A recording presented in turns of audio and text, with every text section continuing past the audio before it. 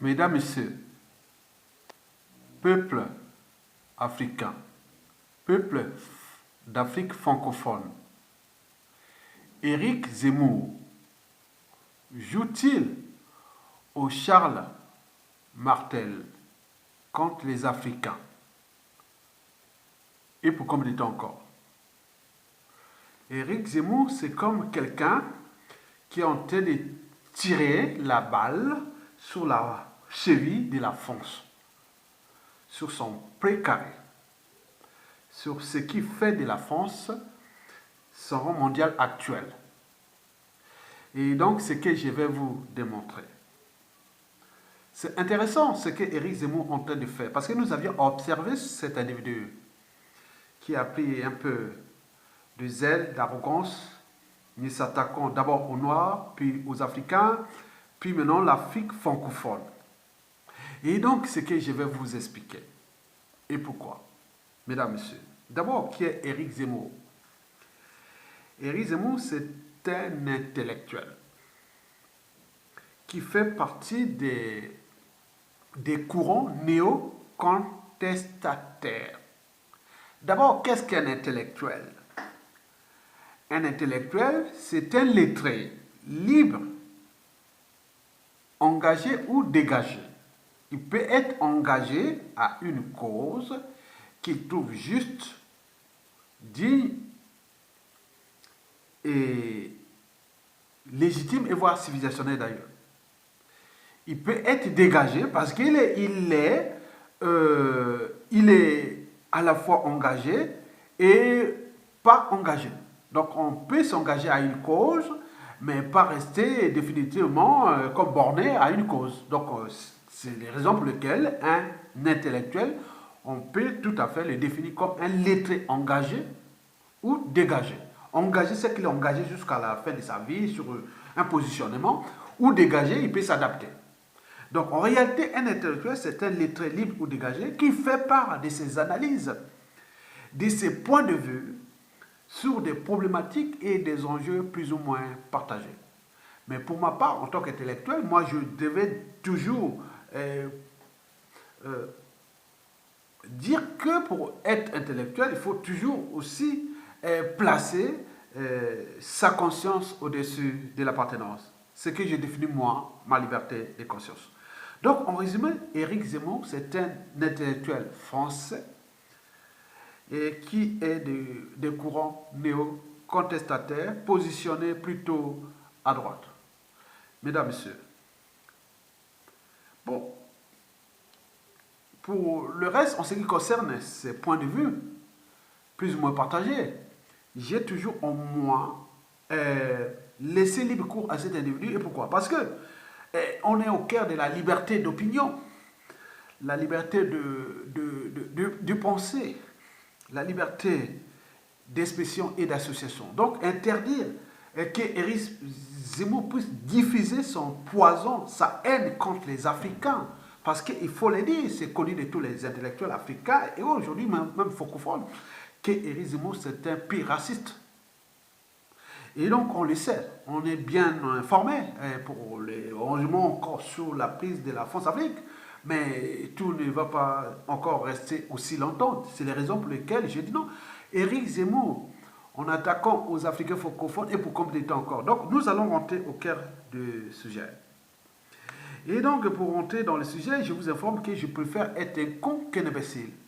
Parce que dans la conographie, bien sûr que dans toute race et couche sociale confondue, les proportions des cons et des imbéciles est la même partout, règle universelle. Nous avions 99% de cons contre 1% d'imbéciles. Mais quoi que con ou imbécile, parfois c'est pareil. Tout dépend de l'endroit et du moment où tu les rencontres. Donc ceci est d'abord un cas de conscience et aussi d'imbécience. Mesdames, Messieurs, revenons à la situation, décryptons d'abord ce qui s'est passé. Éric Zemmour a écrit ceci. Il voudrait que quelque chose soit en échange du moratoire sur la dette des pays africains. Il parle d'un moratoire, hein? C'est-à-dire il faut qu'en annulation des dettes des pays africains, il faut aussi un moratoire sur la dette, oui, en échange, il faut un échange. En ce cas, on fait le moratoire sur la dette des pays africains. Il faut un moratoire sur les contreparties ou des choses comme ça. Hein. Donc, ça se résume. Éric Zemmour voudrait quelque chose en échange du moratoire sur la dette des pays africains. Très bien. Donc, je peux lire un peu ce contenu qui a été publié sur plusieurs médias qui ont relayé l'information. Éric Zemmour a réagi dans l'émission face à l'info sur CNews. À l'idée du président français Emmanuel Macron d'un moratoire sur la dette des pays africains et de son effacement total à plus longue échéance. Les séistes aimeraient quelque chose en échange. Donc pour les Africains, pour les autres, on dit, mais pourquoi il intervient comme ça? Mais c'est la signification de moi aussi, pourquoi vous demandez à Yatunga, pourquoi vous parlez, autre.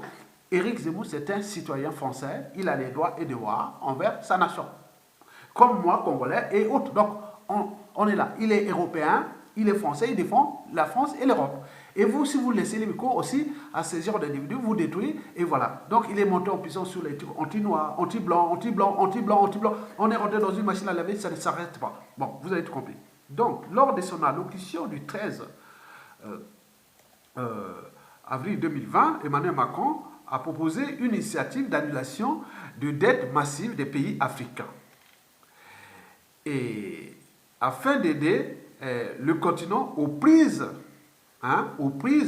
avec la pandémie du Covid-19. L'idée a fait réagir Éric Zemmour dans l'émission Face à l'info sur CNews, loin d'être opposé, il a cependant assorti de certaines conditions. Écoutez, la réaction de Éric Zemmour. Et après, nous ferons hier, ou avant-hier, je ne sais plus, de Dominique Strauss-Kahn, un long papier dans lequel il craignait une vague migratoire inédite, encore plus massive qu'en 2015. Si, évidemment, l'épidémie atteignait l'Afrique et que, vu qu'il n'y a pas de services de santé adaptés à ce genre d'épidémie, les gens fuiraient et ils fuiraient vers l'Europe. Donc je pense que le but, c'est ça, c'est d'éviter cette vague migratoire massive. Je pense que, pourquoi pas réduire les dettes, sauf que les Français qui ont entendu ça, ils ont certainement pensé qu'ils préféreraient qu'on réduise leurs dettes à eux, qu'on supprime leurs dettes à eux. Enfin bon, pourquoi pas? Mais moi, ce que j'aurais aimé, c'est qu'en échange, on demande quelque chose aux chefs d'État africains, par exemple, signer les certificats de nationalité, vous savez, pour reprendre leurs clandestins, ou des engagements sur la maîtrise de la natalité. Vous voyez, des choses simples, ou compliquées, mais pas qu'on annule leurs dettes comme ça gratuitement, sans qu'ils ne donnent rien en échange. Mesdames, Messieurs, déjà, Éric Zemmour se trompe d'Afrique. Nous avions en fait plusieurs Afriques. Il y a d'abord l'Afrique anglophone, où il y a des alternances politiques, on respecte les fondamentaux des règles économiques et du business, et que elle n'est pas en Angleterre où la Grande-Bretagne n'a plus de base militaire, ni de monnaie coloniale, ni de tous ces problèmes-là qui se passent en Afrique. Et donc, vous avez compris que les plus avancés en Afrique, c'est toujours les pays d'Afrique anglophone. Mais nous avions aussi les pays lusophones, comme les pays portugais. Donc, grosso modo, la France a une sale image en Afrique, comparée à ses ex-pays copains qui ont colonisé l'Afrique. Donc, les 2/3 des indicateurs sont où? Du continent, sont en Afrique francophone.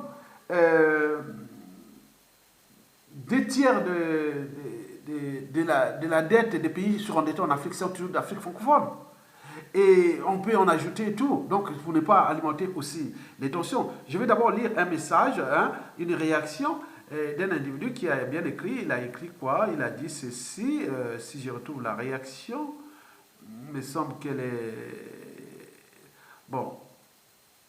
Moi, j'aurais aimé, il y a un qui a dit, moi, ce que j'aurais aimé, c'est qu'en échange, on demande quelque chose aux chefs d'État africains, par exemple, de signer des certificats, ça c'est Éric Zemmour, oui, c'est ça, certificats de nationalité pour répondre leurs clandestins, ou des engagements sur la maîtrise de leur natalité. Vous voyez, des choses simples, mais pas qu'on annule leur dette comme ça gratuitement à titre conclu. Bon, très bien. Sur ce plan, on est d'accord sur le plan de ça. Mais le problème, c'est que bon, nous avons ces éducateurs France-Afrique qui font qu'à leur tête. On ne veut pas encore dire, moi je viens du Congo-Brazzaville, et vous connaissez bien l'histoire de cette France-Afrique qui est dramatique pour mon pays, depuis que Sassou Nguesso est Sassou Nguesso. Éric Zemmour le connaît, puisque son employeur est tout simplement à des affaires dans mon pays. Et donc on sait que cet employeur a été chassé du Cameroun par le port de Douala et autres, qui risque d'arriver au Congo-Brazzaville. Donc je suis là au cœur des enjeux. Bon, je reviens sur Éric Zemmour pour un peu vous recadrer. Je dis Éric Zemmour, au niveau de l'Afrique, et notamment de l'Afrique francophone, et n'oublions pas la zone CEMAC, le bassin du Congo, et notamment le Congo-Brazzaville. Qu'est-ce que nous demandons comme aide? C'est pas sorcier. 1. N'annulez pas les dettes de ces dictateurs-là. On n'en veut pas. On veut que ces pays-là soient en faillite, qu'ils n'ont plus l'argent et qu'on leur donne plus l'argent. Ce qui s'est passé au Congo-Brazzaville en ce moment sur le FMI. N'annulez pas la dette du Congo-Brazzaville, s'il vous plaît. Éric Zemmour, on est ensemble qu'il ne faut pas annuler. Ça, c'est sûr et certain. Deuxièmement, ce que nous souhaitons, que la France retire ses sous-préfets, qu'il n'y ait plus de hold-up électoral, de changement de constitution sans fin, d'emprisonnement des présidents élus, oui, tout ce qui rentre dans les comportements antisociaux, antidémocratiques et criminogènes de ces dictateurs-là, on n'en veut pas. Donc, demandez à la France de ne pas annuler la dette du Congo. On ne veut pas qu'on annule la dette du Congo. Et c'est bien comme ça. Nous demandons ça à tout le monde. Tant que les prisonniers politiques ne seront pas libérés, tant que Sassou ne soit pas dégagé, on n'annule pas la dette du Congo. Nous savons comment fonctionne cette dette. Congo-Brazzaville, 4e pays producteur du pétrole du continent africain, qui n'a eu que le malheur de cette pétrole-là depuis les affaires de Elf. Les coups d'État, aujourd'hui, Total et tout compagnie, on le sait. Donc le problème, ne jouez pas comme si vous êtes dans un autre monde, ou croyez qu'on ne vous suit pas. On le sait. Donc n'annulez pas la dette de Sassou Nguesso, s'il vous plaît. Il doit se fracasser. Ce pays ruiné, ce n'est pas grave.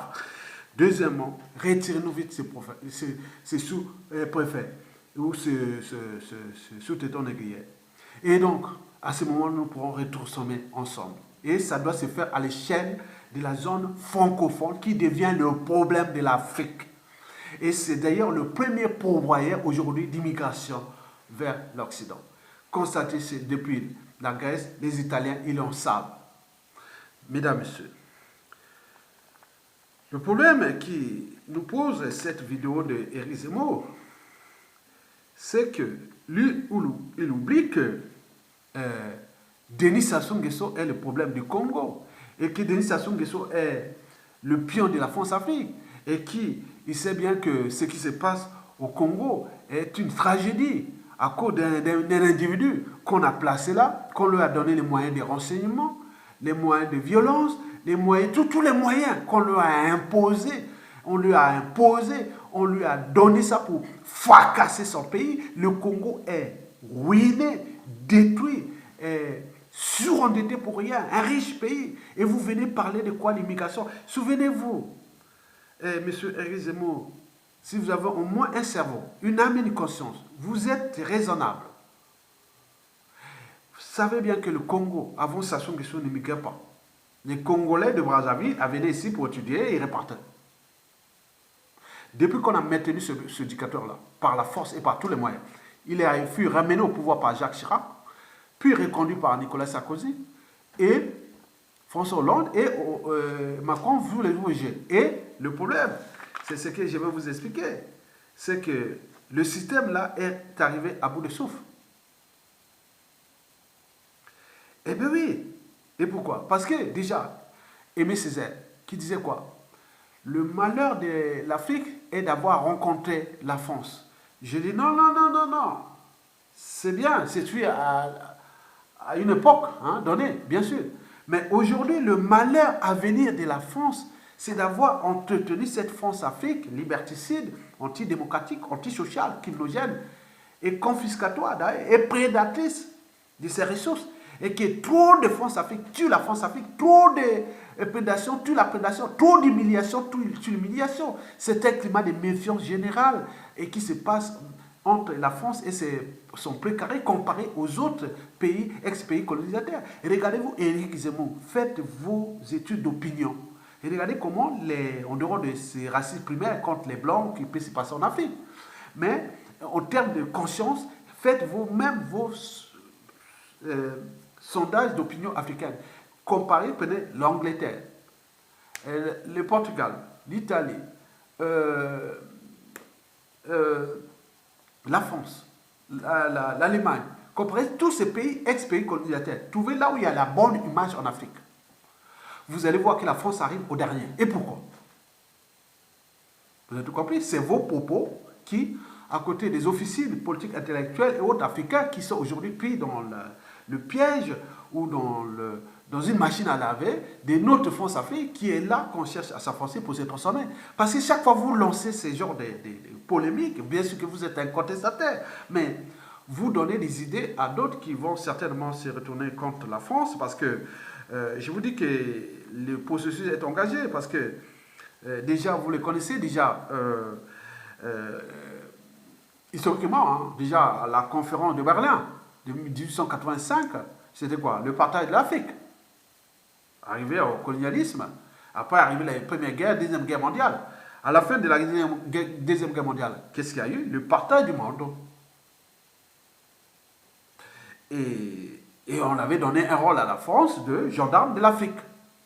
Et qui aboutit certainement à sa décolonisation, ce qui était imposé dans les clauses. Mais il a transformé ça en zone France-Afrique, liberticide, antidémocratique, antisociale et criminogène. Et donc des années 60 jusqu'à nos jours. Mais le problème, c'est que pendant tout ce temps de la guerre froide et de toute cette France-Afrique hantée, fin du mur de Berlin de 1989 ou de la guerre froide, la France était les gendarmes de l'Afrique. La France pouvait faire et défaire les dictateurs comme il voulait. Nous a créé des bazars là-bas. Plusieurs présidents assassinés et tout compagnie, intellectuels, 4 autres, c'était des bazars qui pouvaient oser dire non à la France à ce moment-là. C'était le rôle mondial entre le bloc capitaliste et les blocs communistes, où on peut dire guerre froide. Donc on était là, dans cette guerre-là. Vous avez tout compris.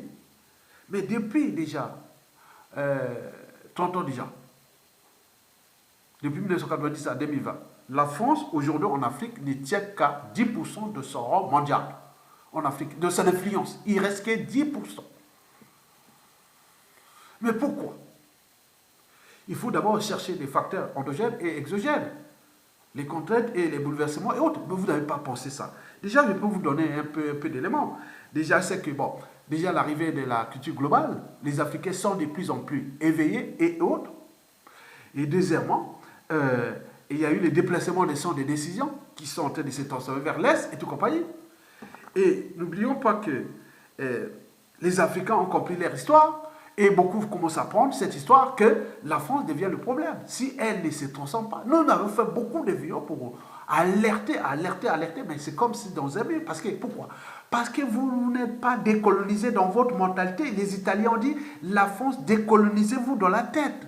Vous êtes en train de jouer un jeu dangereux contre votre pays.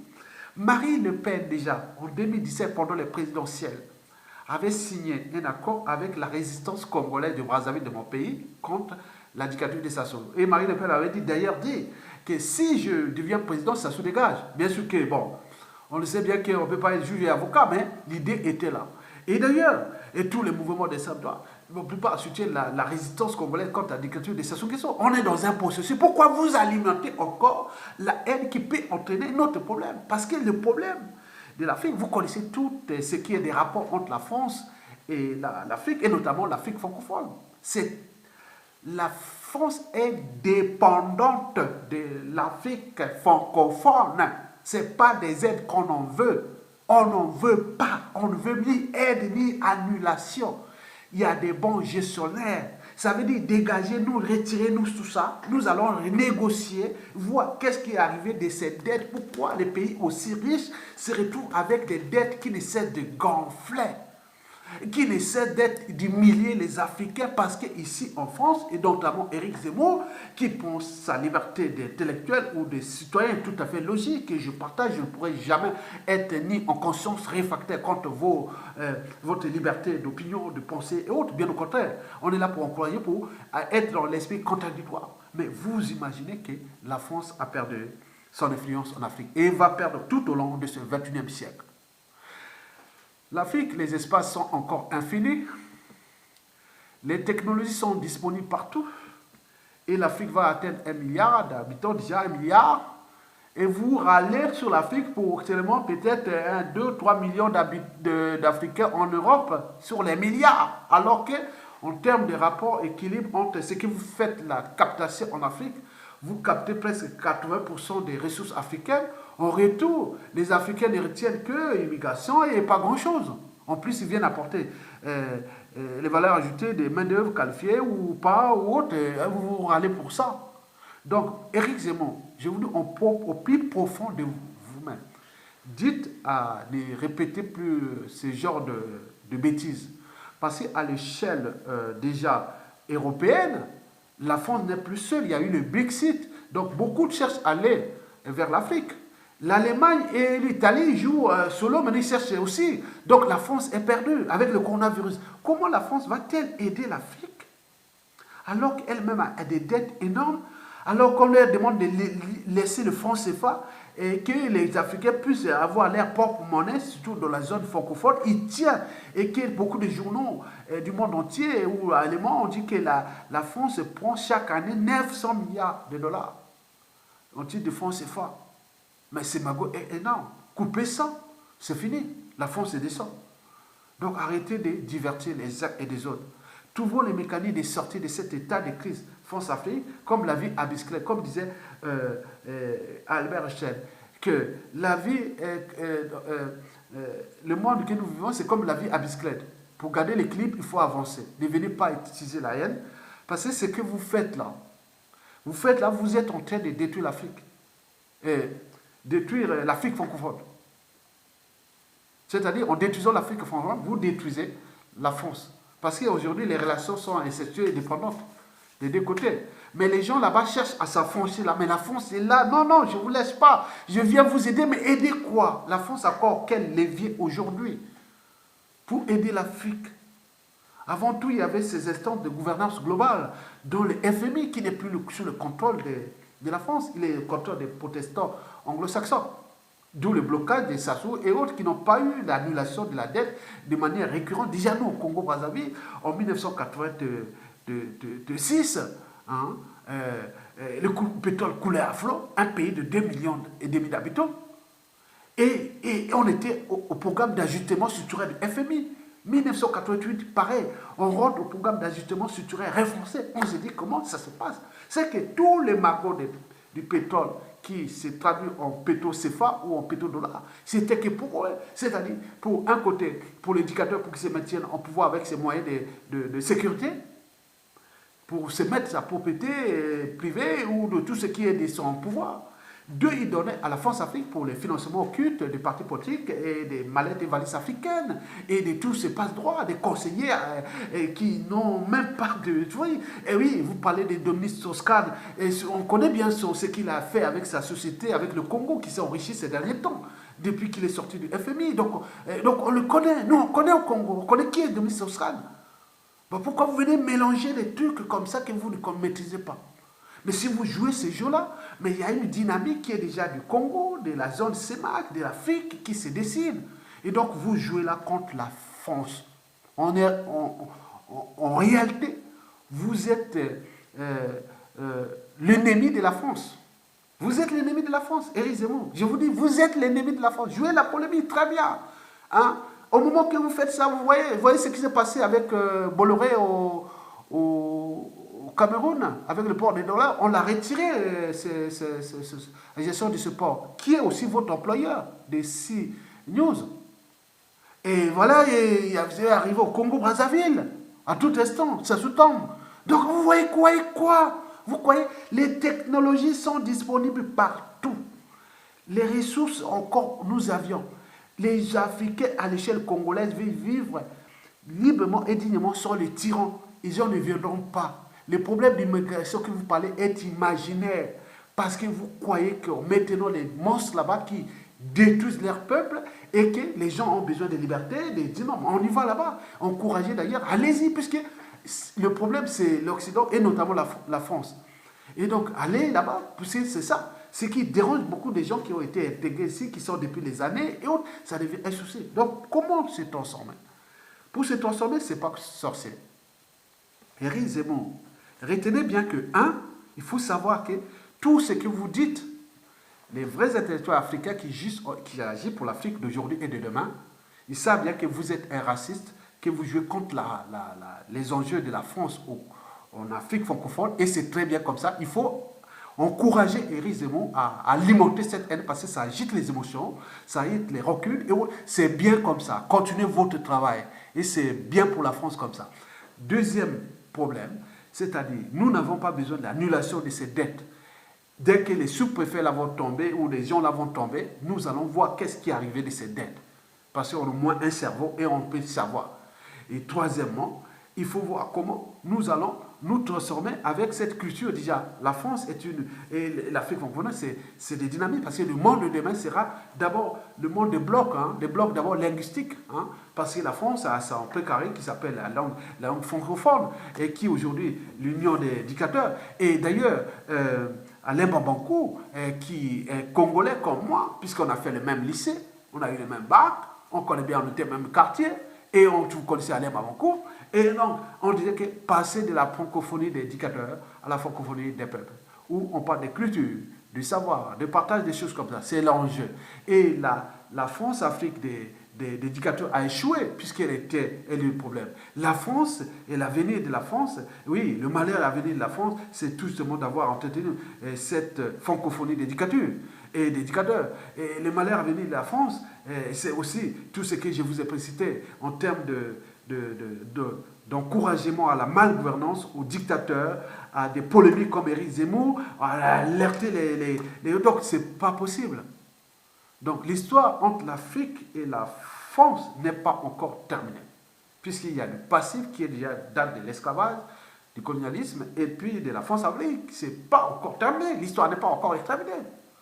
Donc vous voulez situer l'Afrique comme si vous êtes dans la tête de tous ces philosophes du XVIIIe siècle, les Diderot, les Jean-Jacques Rousseau, les Emmanuel Kant, les Voltaire et tout, comment on peut en citer, moi je connais ça, même aller plus loin au XVIIe siècle avec les pionniers du Code Noir comme les Cuvier, les Buffon, les Laplace, voilà, donc vous comprenez que les enjeux sont majeurs. Encouragez-nous, Éric Zemmour, quand je vois à la télé que vous encouragez, vous attaquez la France, vous avez passé par que les racistes sont anti-blancs, vous avez alimenté, je ne sais pas où est-ce que ça se trouve, bon, maintenant là vous rentrez l'Afrique francophone, attaquez l'Afrique francophone, et c'est bien comme ça, on en veut, on vous encourage. Continuez à attaquer et insulter les Africains francophones. Donc vous tirez une balle sur l'Afrique. Parce que vous êtes le Charles Martel de la France aujourd'hui au XXIe siècle. Celui qui aura arrêté les Noirs africains, les francophones à Poitiers pour qu'ils n'arrivent pas à Paris. Et vous êtes celui-là et oui, vous êtes le Charles Martel qui a arrêté les Arabes au 14e ou 15e siècle à Poitiers. Charles Martel a arrêté les Arabes à Poitiers au 14e ou 15e siècle. Mais vous, au 21e siècle, vous êtes le Charles Martel qui a arrêté les Africains francophones. Et en France, déjà peut-être depuis Marseille, vous avez peut-être arrêté. Je ne sais pas qu'est-ce que vous jouez avec les dom-toms et autres, pourquoi vous gardez encore les dom-toms, les coloniaux. Voilà. Donc je ne sais pas quel est votre esprit. Donc vous êtes le mal de vous-même et de la France. Et le monde va changer tout au long de ce 21e siècle. Donc j'étais dans l'esprit contradictoire. Et pour alerter votre conscience, que moi qui est du Congo, moi j'ai élu, nous avons, peuple congolais, élu un président démocratiquement élu déjà en 1992, qui a été chassé du pouvoir par la France-Afrique, par un coup d'État sanglant, France Afrique en 1997, avec Jacques Chirac, paix à son âme, avec la complicité des socialistes sous la cohabitation avec Lionel Jospin, dont le premier secrétaire fut tout justement François Hollande. Bien sûr qu'il a répété ça en 2012 à 2017 en continuant Sassou Nguesso. Et donc vous voyez que l'histoire a toujours tendance à se répéter. Et donc nous ne voulons plus que nous continuions dans cette dynamique-là. Donc il faut savoir que vous êtes dans un autre monde qui n'est plus le nôtre. Et donc si vous devez éveiller la conscience des uns et des autres qu'il y a des transformations, vous voyez toute l'évolution globale. La France au XVIIIe siècle, elle était la première puissance économique du monde. Jusqu'à la conférence La Société des Nations à la fin de la Première Guerre mondiale, en 1922, où l'anglais était depuis le contrôle de la langue française sur les traités internationaux. Vous vous souvenez? Bon, nous sommes passés de la première puissance et aujourd'hui la France est à quel niveau? Peut-être 6e ou 7e. Il va arriver, parce qu'il tient encore de l'Afrique.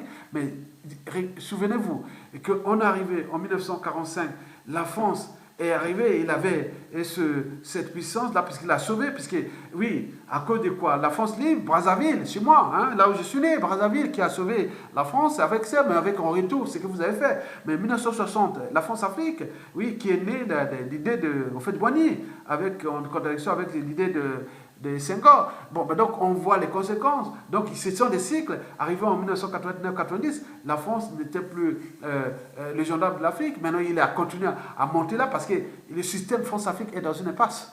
Il subsiste pour l'instant par cette arrogance et ces moyens que l'on fait. Donc nous cherchons à alerter les Français que nous sommes dans un monde de brut et que les nations ont des intérêts, et bien entendu que les petits poissons mangent les gros poissons mangent les petits poissons, et qu'il y a d'autres requins qui guettent la France à l'échelle de l'Afrique francophone, et que l'Afrique va s'éveiller, que le 22e siècle sera africain.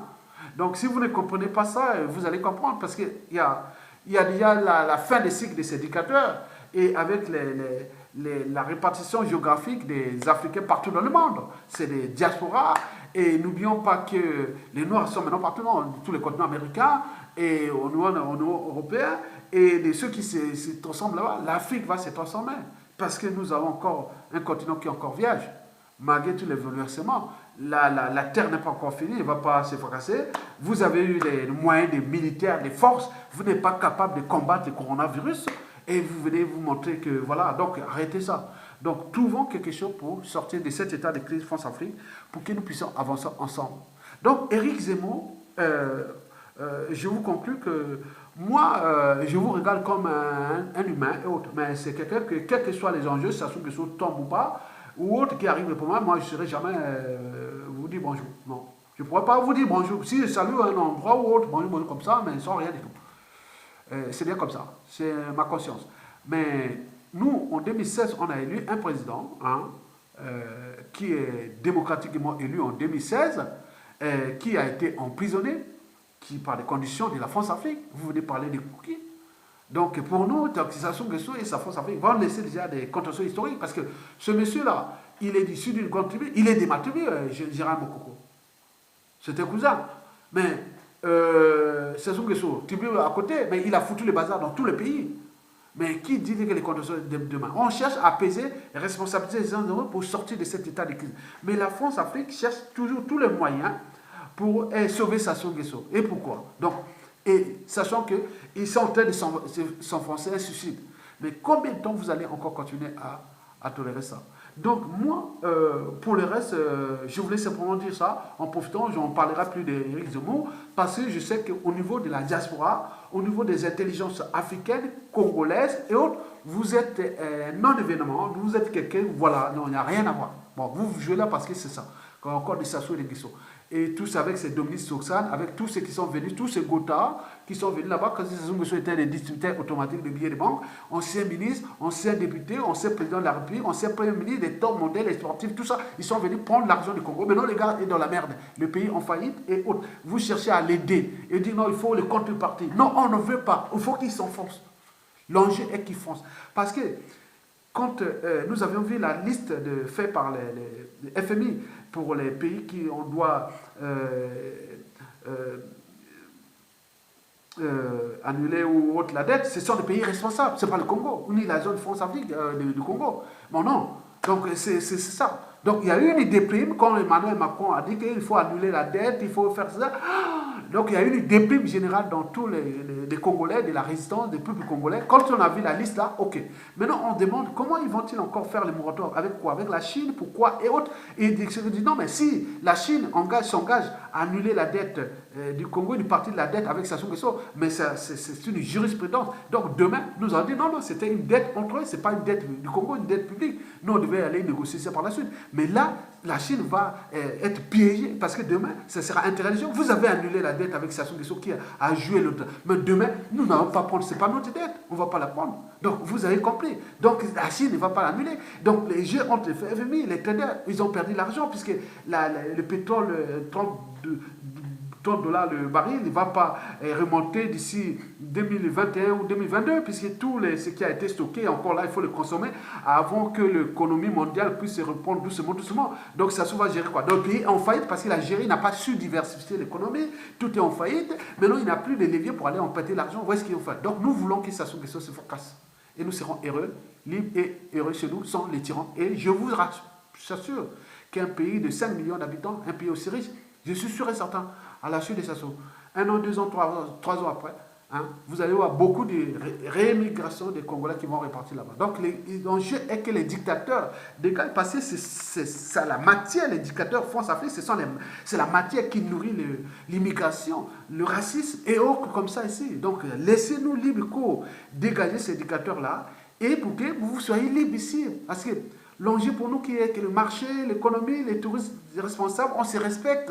Mais si on sort de là, on est là depuis des années, donc on se dit, on sort là, il y a des gens partout, les insécurités et autres. On se retrouve parfois contrôlés ou brutalisés ou autres. Donc, alors que parmi ces gens qui, parfois, pour l'énervement de la France, ce sont des gens qui, à tout instant, prennent le contrôle de leur pays en Afrique. Donc, ça va tisser des contentieux intrinsèques ou sous-jacents, des contentieux sous-jacents qui les relations par exemple du Congo ou de la France avec le Congo-Brazzaville après Sassou Nguesso risquent d'être structurellement potentiellement problématiques au niveau diplomatique, économique, stratégique et tout compagnie.